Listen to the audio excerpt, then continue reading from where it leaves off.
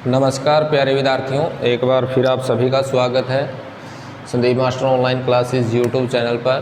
तो आज जो हम पढ़ने वाले हैं वो है हरियाणा के अंदर एंशिएंट हिस्ट्री का जो लास्ट टॉपिक है वो है आपका प्रभाकर वर्धनवाड़ा यानी कि पुष्यभूति वंश, वर्धन वंश, पुष्यभूति या फिर वर्धन वंश। यहाँ से एसएससी के द्वारा एग्ज़ाम में हर बार क्वेश्चन पूछा जाता है, तो आने वाले जो एग्ज़ाम है वहाँ पे भी डेफिनेटली श्योर है कि यहाँ से क्वेश्चन पक्का पुटअप होगा। तो जो पुष्यभूति वर्धन वंश है, इसके जो संस्थापक अगर आपसे पूछे तो इसका संस्थापक कौन है? इसका संस्थापक था पुष्यभूति। पुष्यभूति ने कहाँ पे की थी? इसकी जो स्थापना है पुष्यभूति ने की थी संस्थापक, और कहाँ पे की थी? ये की गई थी थानेसर में। थानेसर में जो ये पुष्यभूति वर्धन वंश है, इसके जो संस्थापक अगर आपसे पूछे तो रहेगा पुष्यभूति। और पुष्यभूति ने वर्धन वंश की स्थापना कहाँ पे की थी? थानेसर में। और इन्होंने क्या किया था? थानेसर में एक शिव मंदिर का निर्माण करवाया था। तो जो पुष्यभूति है, पुष्यभूति ने थानेसर के शिव मंदिर का निर्माण करवाया था। काफ़ी बार क्वेश्चन पूछा गया है। तो जो थानेसर के अंदर, थानेसर कहाँ पे है? कुरुक्षेत्र में है। तो थानेसर के अंदर शिव मंदिर का निर्माण किसके द्वारा करवाया गया था? वो करवाया गया था पुष्यभूति के द्वारा। पुष्यभूति यानी कि कौन था? वर्धन वंश का संस्थापक था। अब जो ये शिव मंदिर है, ये जो शिव मंदिर है, इसका अगर आपसे जीर्णोद्वार पूछ ले, जीर्णोद्वार करवाया था यानी कि मराठा शासक, मराठा शासक जिसका नाम था, मराठा शासक बोलो या पेशवा, पेशवा शिवराव भाऊ, शिवराव भाऊ, इसके द्वारा जो आपका शिव मंदिर था थानेसर में पुष्यभूति के द्वारा बनाया गया था, इसका क्या किया गया था? जीर्णोद्वार किया गया था। पेशवा यानी कि उन दिनों प्रधानमंत्री के बराबर की उपाधि होती थी। तो शिवराव भाऊ ने क्या करवाया था? शिव मंदिर का जीर्णोद्वार करवाया था। और बनाया किसने था? पुष्यभूति ने बनाया था। दोनों क्वेश्चन एग्जाम में पूछ लिए गए हैं। अब जो पुष्यभूति वंश है, इसका जो महान राजा था, महान राजा था वो था प्रभाकर वर्धन। प्रभाकर वर्धन, प्रभाकर वर्धन महान राजा था। और इसने, प्रभाकर वर्धन ने क्या किया था? अंतिम रूप से हूणों का पतन किया था।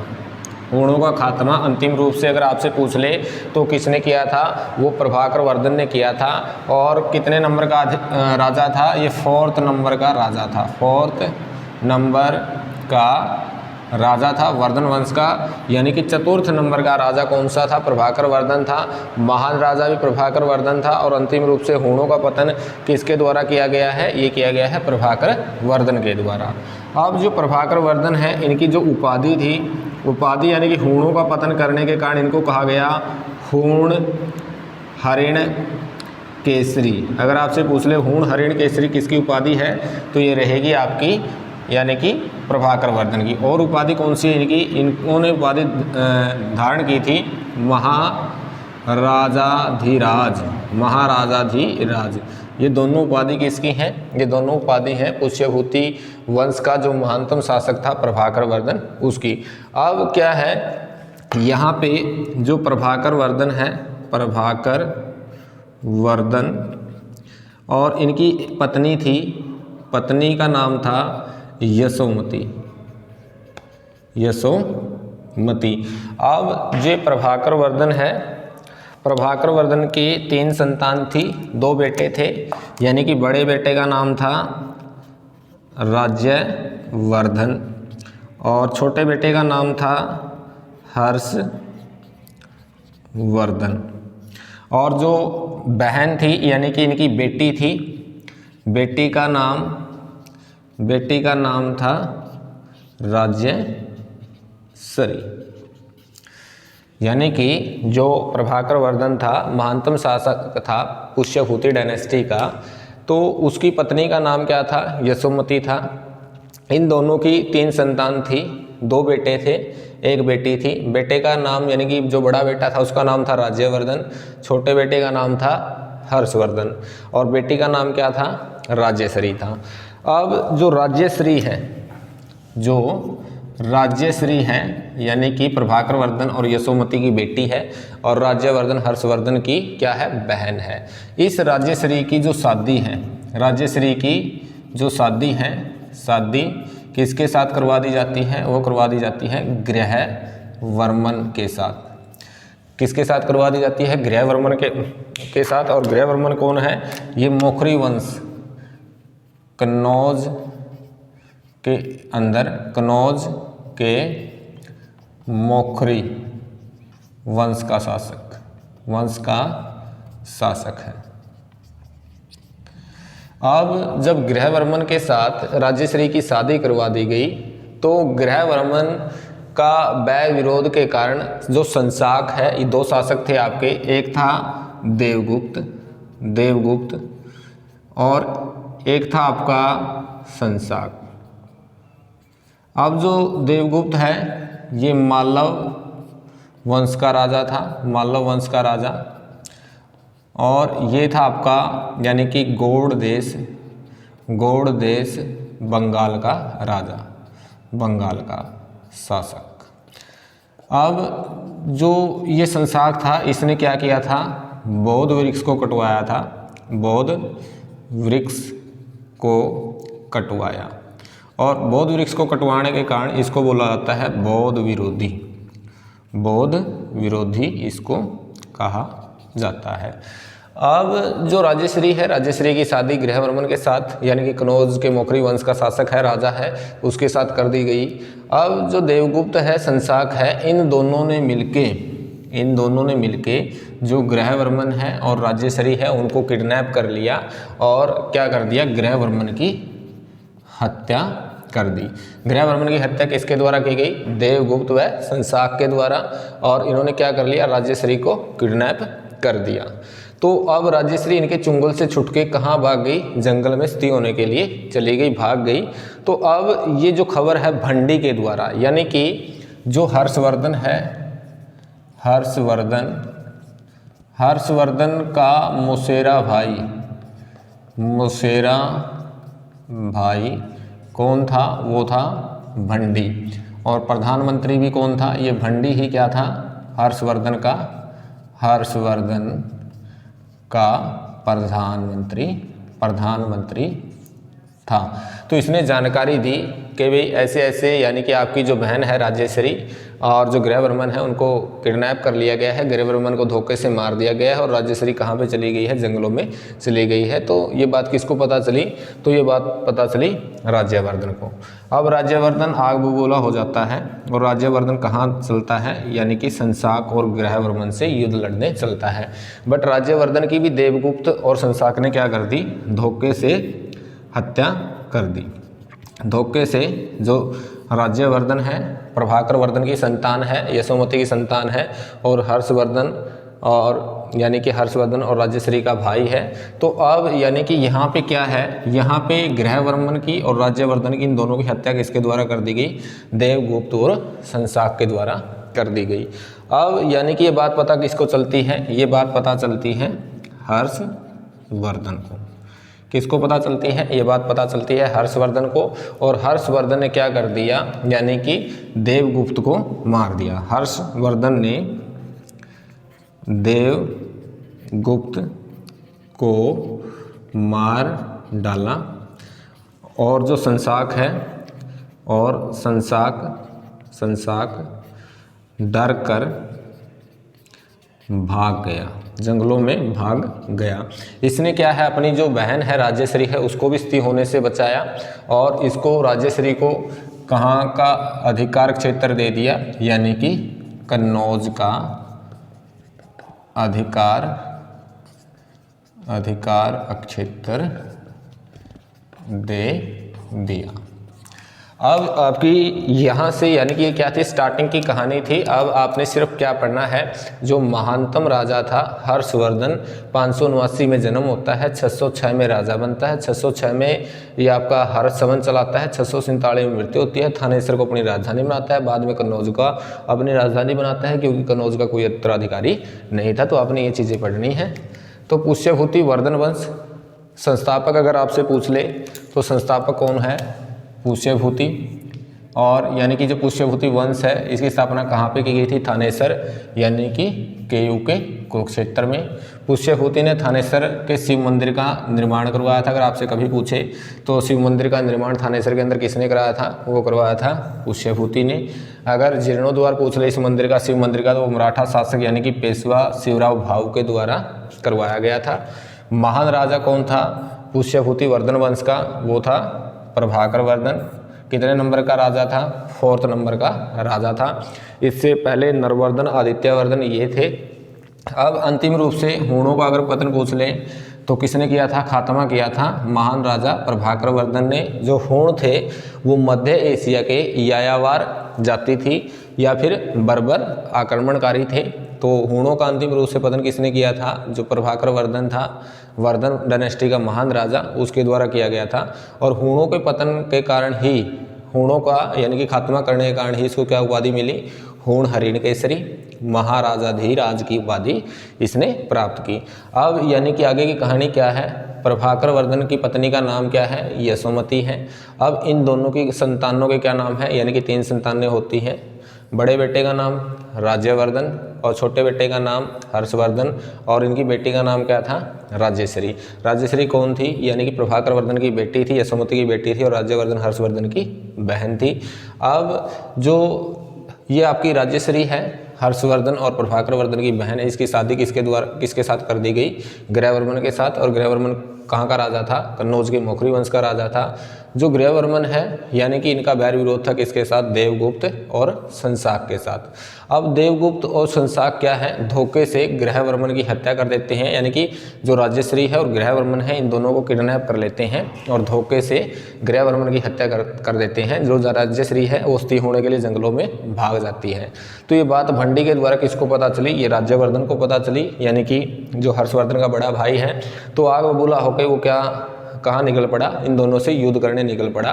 तो इन दोनों ने क्या है, धोखे से किसकी हत्या कर दी, राज्यवर्धन की हत्या कर दी।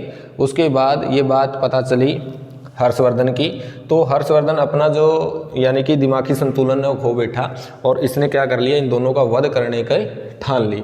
तो जो हर्षवर्धन है, पिता पहले ही मर चुके थे, माता मर चुकी थी, बहन यानी कि जंगलों में स्थित होने के लिए चली गई थी, इनके जो जीजा जी थे उनको मार दिया गया था। तो ये आग बबूला होके कहाँ पे चले गए, देवगुप्त और शंशाक के पास। तो इन्होंने देवगुप्त को मार डाला, बट शंशाक क्या है, डर के मारे जंगलों में भाग गया। तो अब इसके बाद की कहानी आपने आगे पढ़नी है। अब आपने पढ़ना है हर्षवर्धन के बारे में। जो महानतम राजा था हर्षवर्धन, उसके बारे में आपने पढ़ना है। हर्षवर्धन का जन्म कब हुआ था, तो हुआ था 579 में।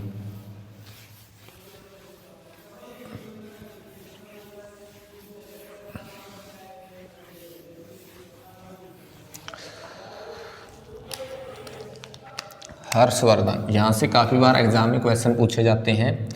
तो हर्षवर्धन का जन्म पूछे तो कब हुआ था, 579 ईस्वी में हुआ था।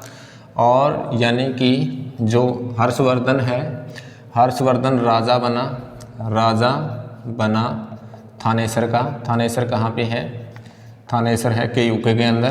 तो कब बना था, 606 में, 606 ईस्वी में राजा बना। और उसके बाद 606 ईस्वी में ही हर्षवर्धन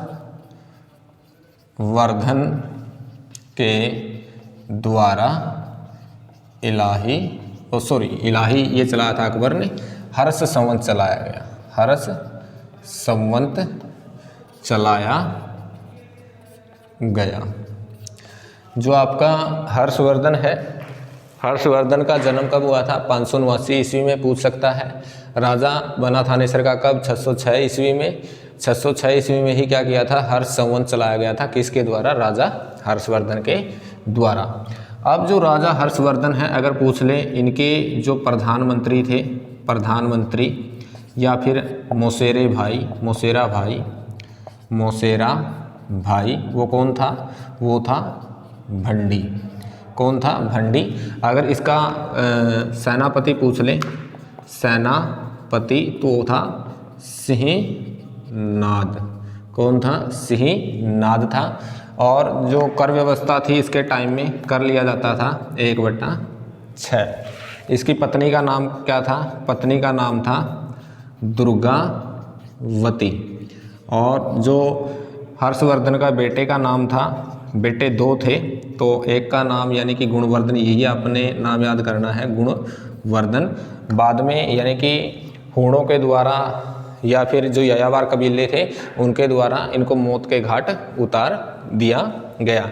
जो हर्षवर्धन है, हर्षवर्धन ने अपनी जो राजधानी है, राजधानी बनाया थानेसर को। थानेसर के ऊपर अधिकार, राजा बना थानेसर का और थानेसर को ही राजधानी बनाया। तो इसने क्या किया? अपनी जो बहन है राज्यश्री, उसको सती होने से बचाया और उसको ढूंढ निकाला और उसको कन्नौज का अधिकार क्षेत्र सौंप दिया।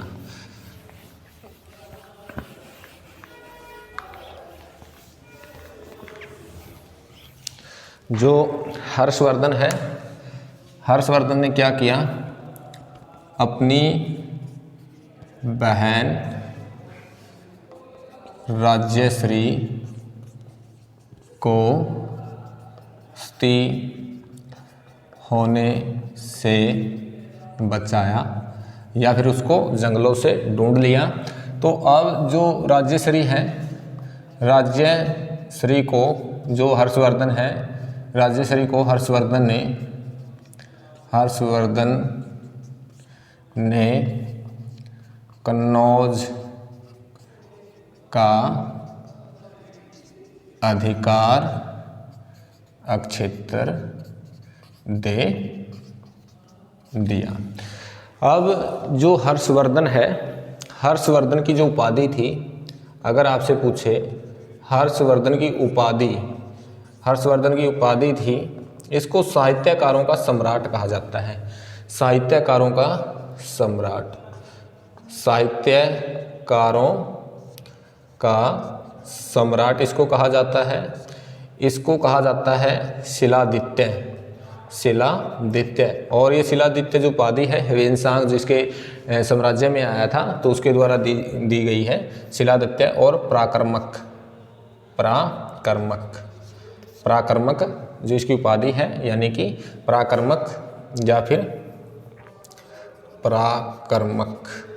जो प्राकर्मक है, शिलादित्य है, साहित्यकारों का सम्राट, ये सभी किसकी उपाधि थी? ये सभी उपाधि थी हर्षवर्धन की।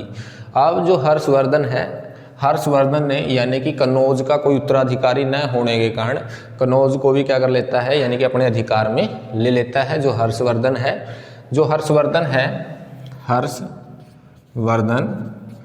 हर्षवर्धन का राज्य कवि कौन था? वो था बाणभट्ट।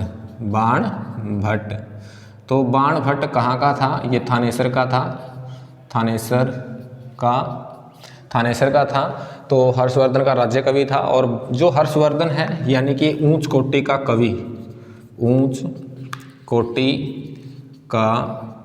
कवि विद्वान था।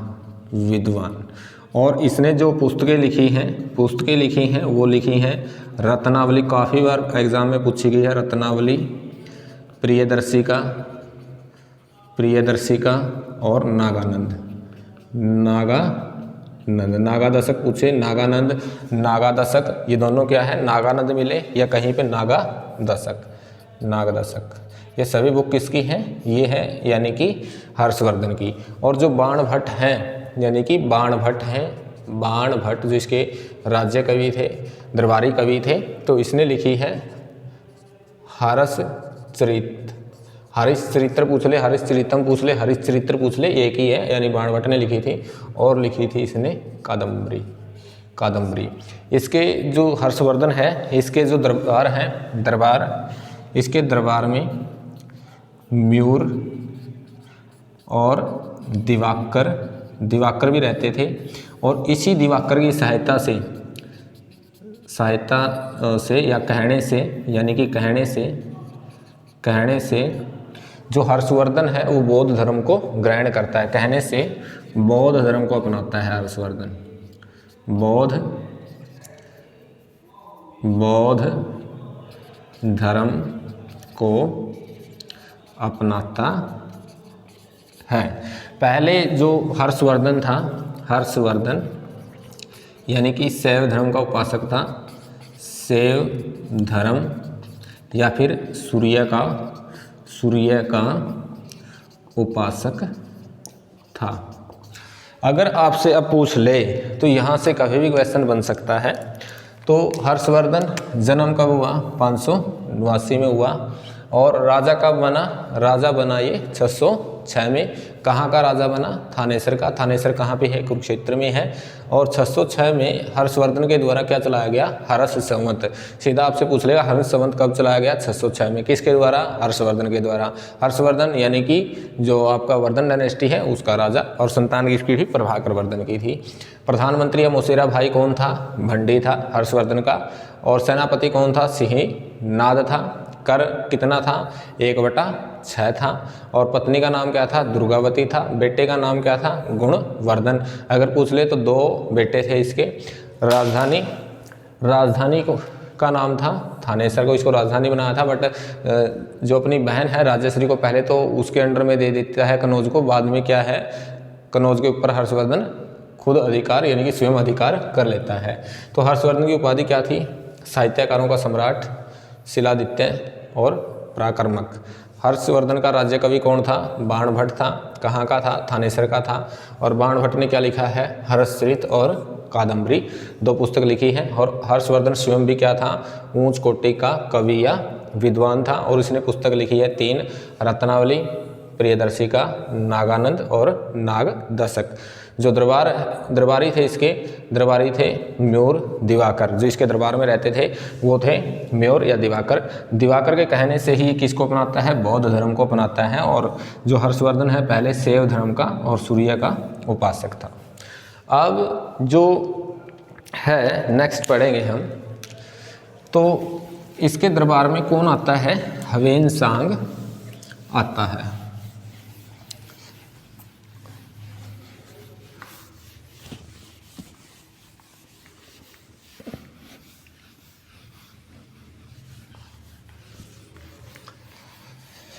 इसके दरबार में कौन आता है? इसके दरबार में आता है ह्वेनसांग।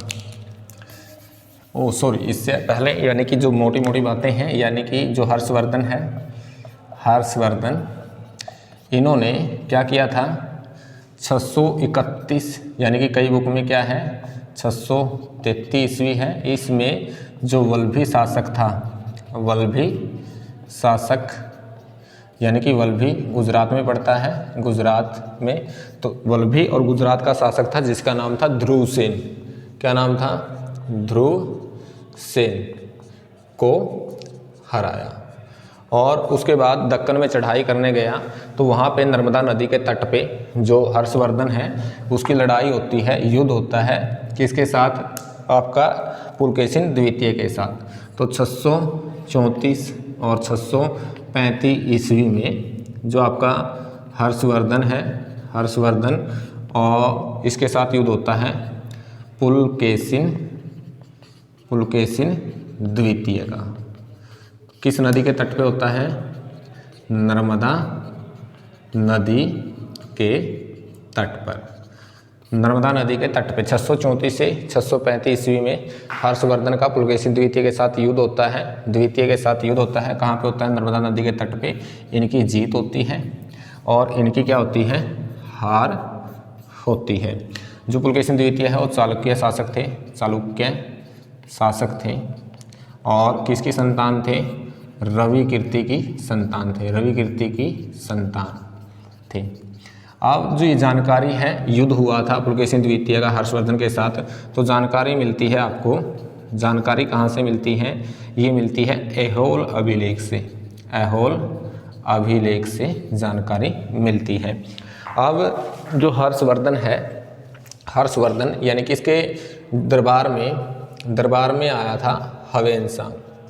हवेनसांग आया था और हवेनसांग कौन था? एक चीनी यात्री था। पूछ लिया गया है, सीधा सिंपल सा क्वेश्चन पूछा था, यानी कि हवेनसांग कौन थे? चीनी यात्री थे। किसके टाइम में आए थे? हर्षवर्धन के टाइम में आए थे, हर्षवर्धन के दरबार में। तो इनका यानी कि इनको कहा जाता है, हवेनसांग की उपाधि क्या थी? हवेनसांग को कहा जाता है नीति पंडित। नीति का पंडित कभी भी आपसे पूछ सकता है। इनको कहा जाता है वर्तमान शाक्य मुनि। वर्तमान शाक्य मुनि इनको कहा जाता है, नीति का पंडित इनको कहा जाता है। तो इन्होंने एक पुस्तक लिखी थी, पुस्तक का नाम था सीयूकी। कब आते हैं ये? हरियाणा में आने का जो टाइम पीरियड है इनका, हरियाणा में ये आते हैं 634 में और रहते कब तक है? 644 ईस्वी तक। तो 10 साल हरियाणा में रहते हैं। तो अब जो सीयूकी है इसको पश्चिमी जगत का वृत्तांत भी कहा जाता है। जो आपका पुस्तक लिखी थी सीयूकी, ये पश्चिमी जगत का वृत्तांत भी इसको कहा जाता है। हरियाणा में 634 से 644 में आए थे, तो 10 साल हरियाणा में लगभग रहे थे। इनको नीति का पंडित वर्तमान शाक्य मुनि कहा गया है। तो हर्षवर्धन के दरबार में आए थे, चीनी यात्री थे। अब जो हवेनसांग है, हवेनसांग की जीवनी किसने लिखी है? हवेनसांग की जीवनी लिखी है, यानी कि इसके दोस्त, इसका एक दोस्त था, इसके दोस्त हेली ने, इसके दोस्त हेली ने, हेली मिले या हेवली ने, ठीक है। तो यानी कि इसने क्या लिखी थी? हवेनसांग की जीवनी लिखी थी। अब हवेनसांग का जिक्र करता है जो सीयूकी है, इसमें किसका वर्णन है? इसमें वर्णन है थानेसर यानी कि केयूके की भव्यता की जानकारी इसमें मिलती है। अब जो हवेनसांग है, हवेनसांग यानी कि वर्णन करता है जो आपका हर्षवर्धन था, हर्षवर्धन यानी कि 5वें वर्ष, हर 5वें वर्ष प्रयाग के संगम पर, संगम कहाँ पे है? ये है आपका इलाहाबाद में। तो यहाँ पे यानी कि महामोक्ष परिषद का आयोजन करता था। इलाहाबाद में महामोक्ष परिषद का आयोजन करता था। और इस महामोक्ष परिषद में यानी कि जो हर्षवर्धन है वो अपना सब कुछ दान में दे देता था और अपनी जो बहन है राजश्री, उसके द्वारा लाए गए जो कपड़े हैं उनको ही पहनता था। तो हर्षवर्धन 5वें वर्ष प्रयाग के संगम इलाहाबाद में है, तो यहाँ पे महामोक्ष परिषद का क्या करता था? आयोजन करता था। तो हवेनसांग ने ऐसा वर्णन किया है सीयूकी में, और सीयूकी में क्या है? थानेसर केयूके की भव्यता का जिक्र मिलता है। अब ऐसा यानी कि जो आपका हर्षवर्धन है, हर्षवर्धन इसने नालंदा विश्वविद्यालय को 100 गांव दान में दिए थे। हर्षवर्धन ने 100 गांव नालंदा विश्वविद्यालय को दान में दिए थे। अब जो हर्षवर्धन है, हर्षवर्धन के समय में ही 5वीं बौद्ध संगीति हुई। वैसे आपकी बौद्ध संगीतियाँ 4 हुई हैं, बट यहाँ पे जिक्र मिलता है 5वीं बौद्ध संगीति भी हुई थी। और किसके टाइम में हुई थी? वो हर्षवर्धन के टाइम में हुई थी। तो आपसे आज के बाद कभी भी पूछे तो हर्षवर्धन का 631-33 में क्या किया था इन्होंने, यानी कि 633 ही करना आपने अगर एग्जाम में आए तो। 633 ईस्वी में वल्लभी शासक यानी कि गुजरात का शासक था जिसका नाम था ध्रुवसेन, उसको हराने का काम किया था, हराया था हर्षवर्धन ने। 634 और 35 ईस्वी में क्या किया था? हर्षवर्धन और पुलकेशिन द्वितीय इन दोनों के बीच में युद्ध होता है। कहाँ पे होता है? नर्मदा नदी के तट पे। तो जो पुलकेशिन द्वितीय है उसकी जीत होती है, हर्षवर्धन की हार होती है। जो पुलकेशिन द्वितीय है रवि कर्तिक की संतान थे और चालुक्य शासक थे। जानकारी कहाँ से मिलती है? ये मिलती है ऐहोल अभिलेख से। इंपॉर्टेंट क्वेश्चन यहाँ से बन सकता है। तो हर्षवर्धन 5वें वर्ष प्रयाग के संगम यानी कि इलाहाबाद में है, तो वहाँ पे महामोक्ष परिषद का आयोजन करते थे और अपना सब कुछ दान में दे देते थे। तो हर्षवर्धन नालंदा विश्वविद्यालय को 100 गांव दान में दिए थे, यानी कि हर्षवर्धन ने नालंदा विश्वविद्यालय को 100 गांव दान में दिए थे। तो अब जो हर्षवर्धन है, हर्षवर्धन के समय में 5वीं बौद्ध संगीति हुई थी और इसके दरबारी कवि कौन थे? जो बाणभट्ट थे, थानेसर के थे।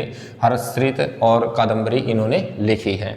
जो दरबार में आए थे, दरबार में यानी कि हेनसांग आया था और ये क्या था? चीनी यात्री था। कब आया था? 634 से 644 में आया था और इसने एक पुस्तक लिखी थी सियुकी। सियुकी को कहा जाता है दूसरा नाम यानी कि पश्चिमी जगत का वृत्तांत। अब इसको जो उपाधि थी, उपाधि यानी कि नित्य का पंडित इसको कहा जाता है, ह्वेनसांग को। वर्तमान शाक्य मुनि इसको कहा जाता है। ह्वेनसांग की जीवनी किसने लिखी थी? इसके दोस्त हेली ने लिखी थी। और थानेसर केयूके की भव्यता का जिक्र कहाँ पे मिलता है? यानी कि ये मिलता है ह्वेनसांग के द्वारा लिखी गई पुस्तक सियुकी में। तो ये था आपका वर्धन डायनेस्टी। सिर्फ आपका एक टॉपिक बचता है महाभारत का, और महाभारत के बाद आपका जो एंशिएंट हिस्ट्री है वो पूरा होता है। अब आपने नेक्स्ट क्या पढ़ना है? इसके आगे आपने पढ़ना है मध्यकालीन हरियाणा का इतिहास।